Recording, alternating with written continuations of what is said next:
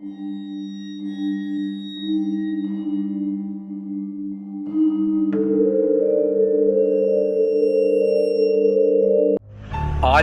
কাহিনী প্রেতপুরী।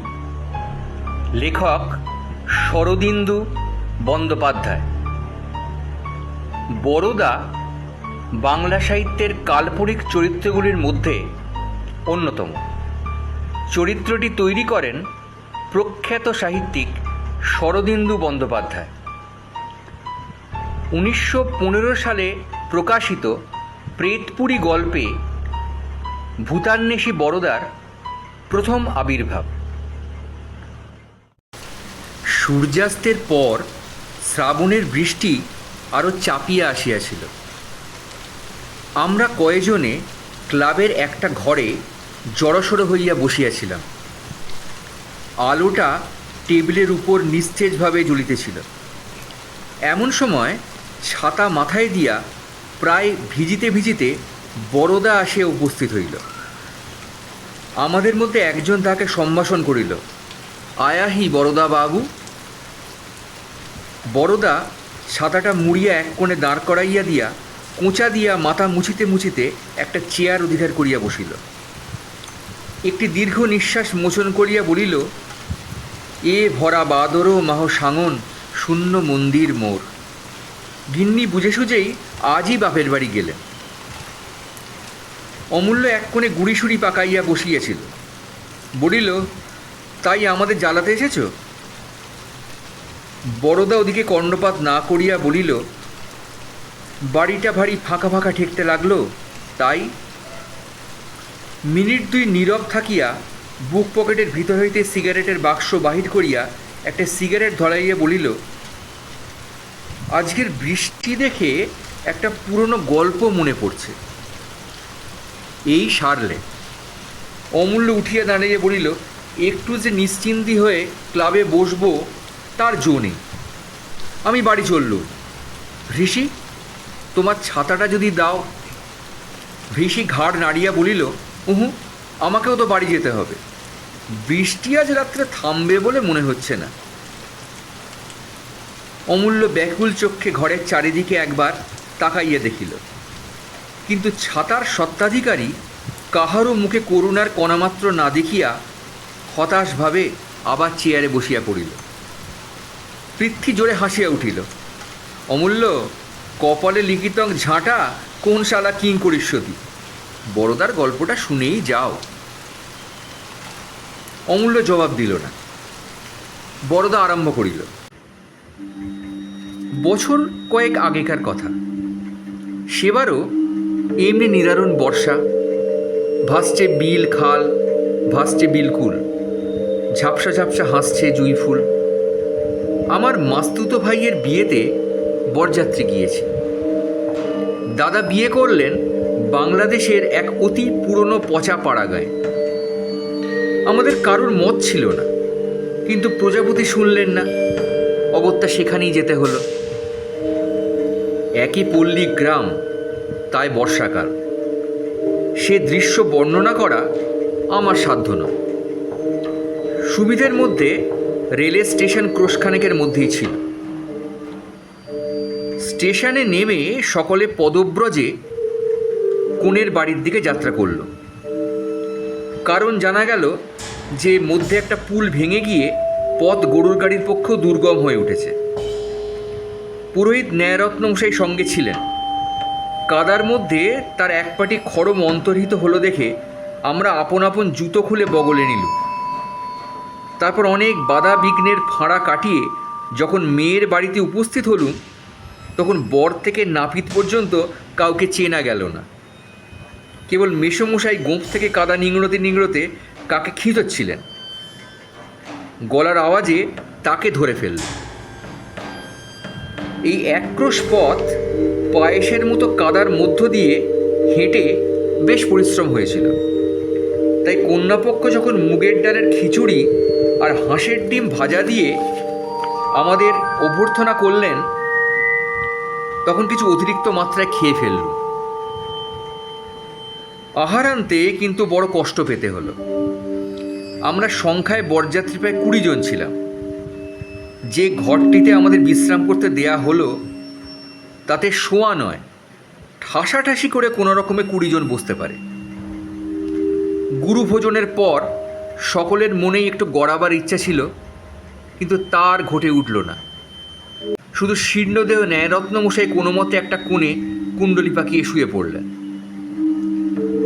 আর সকলে পান্তামা খেয়ে গল্প গুজবে সময় কাটাতে লাগলো। একদিকে জন কয়েক ছোকরা তাস নিয়ে বসে গেল। আমার কিন্তু বড় বিরক্তি বোধ হতে লাগলো।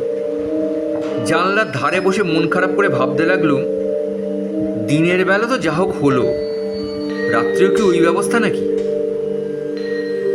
গোধূলি লগ্নে বিয়ে, সুতরাং রাত্রে ঘুমোতে কোনো বাধা নেই। দাদা না হয় বাসর ঘর আলো করে শ্যালি আর দিদি শাশুড়ির সঙ্গে রসিকতা করে রাত কাটাবেন, কিন্তু সেজন্যে আমার সারা রাত জেগে পাহারা দেবার তো কোনো দরকার নেই। তাই বাড়ির একজনকে ডেকে জিজ্ঞাসা করলুম, রাত্রে শোয়ার ব্যবস্থা কীরকম? তিনি বললেন, পাড়াগায়ে বাড়ি ভাড়া পাওয়া যায় না, অতি কষ্টে এই বাড়িটি সংগ্রহ করা হয়েছে। এর আগে একটি ঘরে জিনিসপত্র আছে, রাত্রে খালি করে দেওয়া হবে। শুনে বড় ভরসা হলো না। 20 জনের শোবার জন্য মাত্র 2টি ঘর। অন্যমনস্কভাবে বাইরের অবিশ্রাম বাড়িধারার দিকে চেয়ে চেয়ে কিছু দূরে একটি অন্ধকার দর্শন ছোট পাকা বাড়ি চোখে পড়ল। বাড়িতে কেউ আছে বলে বোধ হয় না। দরজা জানলাগুলো সব বন্ধ। আগে বোধহয় বাড়িখানার হলদে রং ছিল, এখন সবুজ বর্ণ হয়ে দাঁড়িয়েছে। দেয়ালে স্থানে স্থানে চুনবালি খসে গিয়ে ঘায়ের মতো দেখাচ্ছে। আমি জিজ্ঞাসা করলুম, ও বাড়িটি কার? ভদ্রলোকটি হেসে বললে, আপাতত ভূতের। একটু বিস্মিত হয়ে তাকে প্রশ্ন করতে তিনি যা বললেন তার মর্ম এই, কিছুকাল পূর্বে এই বাড়িটি এক ভদ্রলোকের ছিল। অবশ্য তার নিজের তৈরি নয়, পৈতৃক সম্পত্তি। তিনি গ্রাম থেকে ক্রোশ 2 দূরে জমিদারের কাছারিতে 15 টাকা বেতনে গোমস্তা ছিলেন। সংসারে কেবল স্ত্রী আর এক মেয়ে ছিল। বাবুটি মদ খেতেন, অনেক সময় মাতাল হয়ে স্ত্রীকে প্রহারাদি করতেন, কিন্তু মেয়েটি তার বড় আদরের ছিল। জীবনে একবার ছাড়া আর কখনো তার গায়ে হাত তোলেননি। তার স্ত্রী সতীসাধ্যী ছিলেন, তাই বছর 3 আগে তিনি একদিন স্বর্গে চলে গেলেন। তার মৃত্যুতে স্বামীর প্রাণে দারুণ আঘাত লাগল। এই আঘাত সত্যি কি ভণ্ডামি বলা যায় না, কিন্তু তার মাতলামি ভারী বেড়ে উঠল। একদিন তিনি জমিদারের নায়েবের সঙ্গে ঝগড়া করে তার গালে একটি চপেটাঘাত করে বাড়ি ফিরে এলেন। পরদিন সকালে তাকে আর খুঁজে পাওয়া গেল না। তার বদলে তার 6 বছরের মেয়ের মৃতদেহ পাওয়া গেল। পুলিশ তাকেই কন্যাঘাতী বলে সন্দেহ করে, কিন্তু আজ পর্যন্ত তার কোনো সন্ধান পায়নি। মাঝে মাঝে কানাঘুষো শোনা যায় যে তিনি কাছে পিঠেই কোথাও লুকিয়ে আছেন। গ্রামের কেউ কেউ তাকে অন্ধকার রাত্রে মাঠে ঘুরে বেড়াতে দেখেছেন, কিন্তু সেসব গুজব নিতান্ত বাজে কথা। বাড়িখানা সেই অবধি খালি পড়ে আছে, কেউ ব্যবহার করে না। গ্রামের 2-1 সাহসী লোক একবার রাত্রে ওই বাড়িতে শোবার চেষ্টা করেছিল, কিন্তু সেই রাত্রেই ভয় পেয়ে পালিয়ে আসে। তারা বলে বাড়িতে ভূত আছে। গল্পটা শেষ শুনে বললুম, আমরা কয়েকজন যদি রাত্রে ওইখানে শুই, কারোর আপত্তি হবে কি? ভদ্রলোকটি বললেন, না মহাশয়, আমাদের সাহস হয় না। আমি বললাম, আমাদের যদি সাহস হয় তাহলে আপনাদের হতেই বা বাধা কি? আর সকলের দিকে ফিরে বললুম, ওহে, তোমরা কেউ ভূতের বাড়িতে শুতে রাজি আছো? সকলেই ব্যাপার কি জানতে চাইলে, কিন্তু সমস্ত শুনে আমার মতো 2-3 জন ছাড়া আর কেউ রাজি হলো না। যা হোক, সন্ধ্যের আগে বৃষ্টি একটু ধরেছে। আমরা বাড়িখানা দেখতে গেলুম। বাড়িতে তালা লাগানো ছিল। সেই ভদ্রলোকটি তার চাবি জোগাড় করে আনলেন। দরজা খুলে ঘরে ঢুকতেই ভিতরকার বদ্ধ অন্ধকার যেন বন্য জন্তুর মতো আমাদের ঘাড়ে লাফিয়ে পড়ল। স্যাঁতস্যাঁতে ভিজা একটা দুর্গন্ধ নাকে এসে ঢুকল। তাড়াতাড়ি পাশের একটা জানলা খুলে দিতেই বাইরের মলিন আলো ম্রিয়মানভাবে ঘরে ঢুকল। দেখলুম মেঝের ওপর প্রায় 1 ইঞ্চি পুরু ধুলো পড়েছে, কোণে কোণে ঝুল আর মাকড়সার জাল। মোটের ওপর যতদূর নোংরা আর অস্বাস্থ্যকর হতে পারে। বাড়িতে মাত্র 2টি ঘর, তার মধ্যে একটি শয়নকক্ষ। আসবাবের মধ্যে একটি পুরনো কীটদষ্ট খাট, আর তার মাথার কাছে একটি কপাটযুক্ত দেওয়াল আলমারি। ঘরটি নেহাত ছোট নয়, খিড়কির দিকে একটা জানলাও আছে। দেখে শুনে সঙ্গীদের মধ্যে একজন হাসবার চেষ্টা করে বললেন, না হে, আজ রাত্রে আর শোবার দরকার হবে না, তাসপাশা খেলে কাটিয়ে দেওয়া যাবে, কাজ কি বাবা। ভদ্রলোকটি সঙ্গে ছিলেন, তিনি হেসে মুখ ফিরিয়ে নিলেন।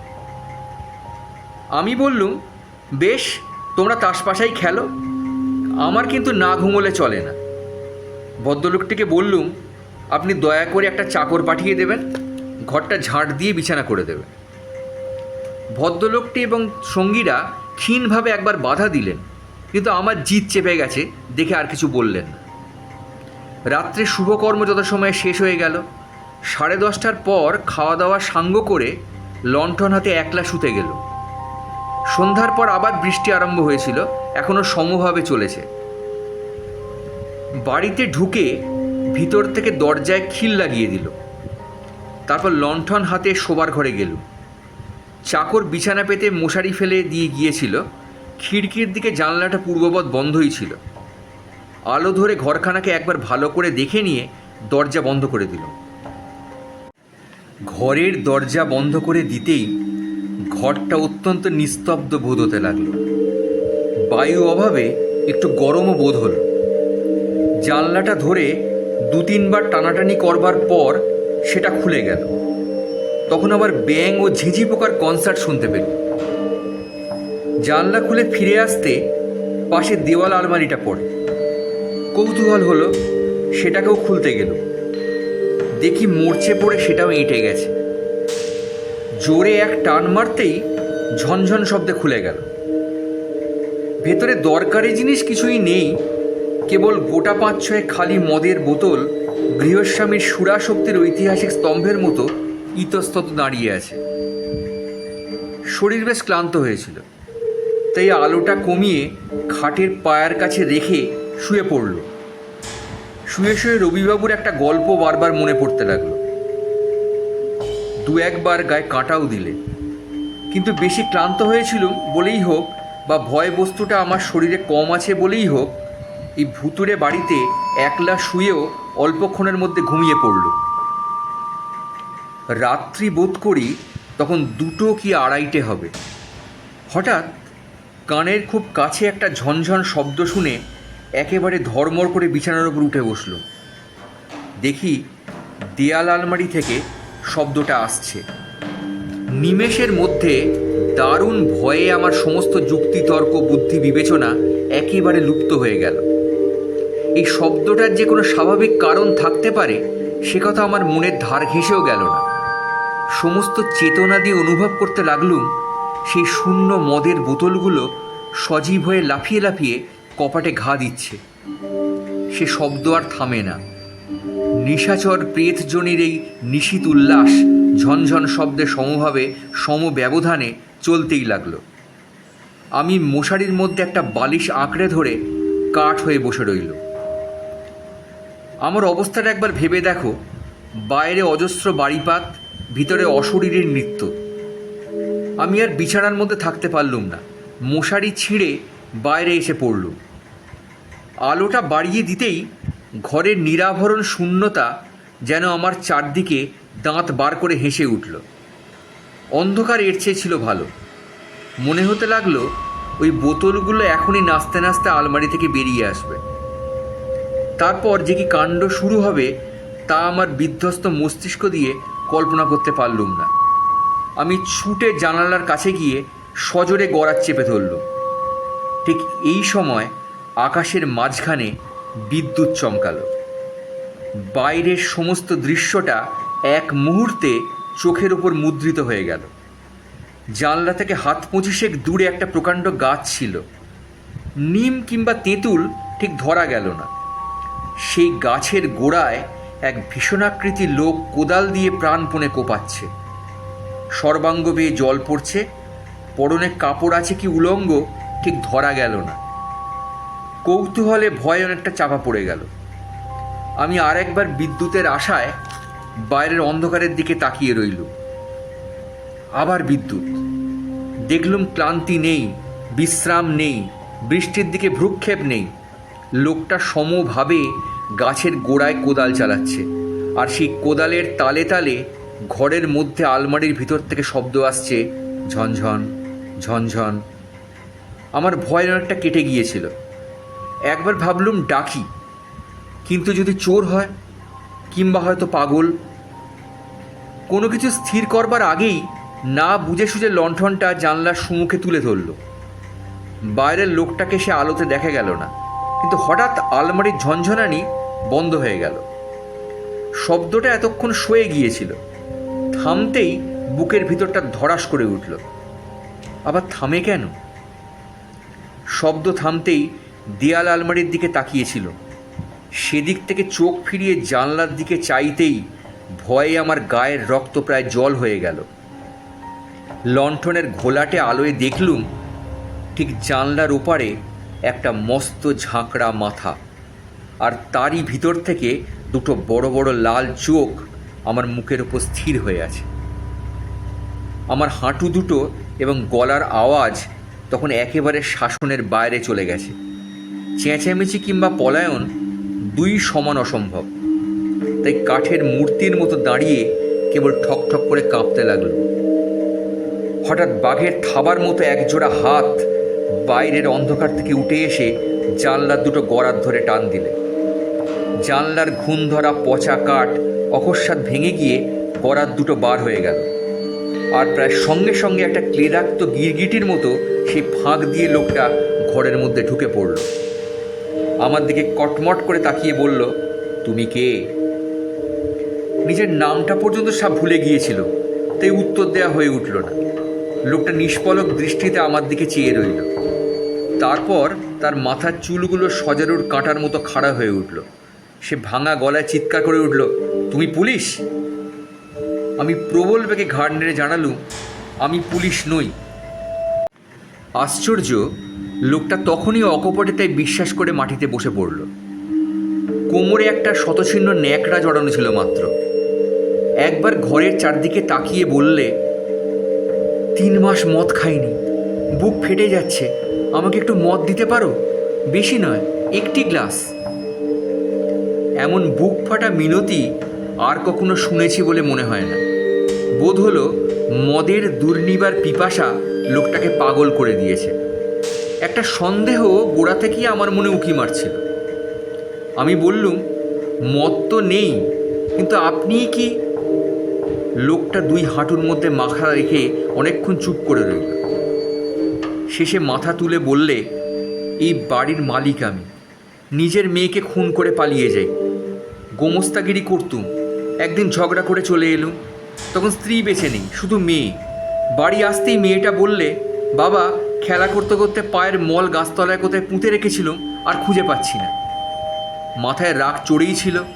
মারলুম মেয়েটার রগে এক চড়। মেয়েটা সেখানে পড়েই মরে গেল।